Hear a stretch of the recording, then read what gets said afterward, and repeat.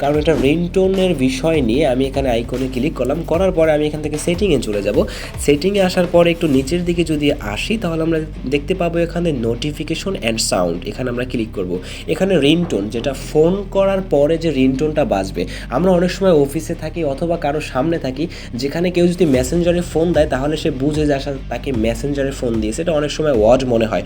So আপনি এখান থেকে চাইলে মেসেঞ্জারের যে মেইন যে রিংটোনটা আছে এটা চাইলে আমি এখান থেকে চেঞ্জ করে যে কোনো একটা কিন্তু আমরা রিংটোন সেট করতে পারবো। তাহলে অনেক সময় বুঝতেও পারবে না যে আসলে এটা মেসেঞ্জারে কল দিয়েছে অথবা এটা ফোনে ফোন দিয়েছে। তারপর আছে কাস্টমস নোটিফিকেশন, এখানে আপনি ক্লিক করবেন, করার পরে যে আপনার মেসেজ আসার পরে যে একটি নোটিফিকেশন আসে সেটা আপনি এখান থেকে চেঞ্জ করতে পারবেন। আমি রিংটোনে ক্লিক করলাম, এখানে আমার ডিফল্ট যেটা এটা রাখা আছে, আপনি এখানে চাইলে যে কোনো কিন্তু সাউন্ড আপনি ইউজ করতে পারেন। So thank you so much.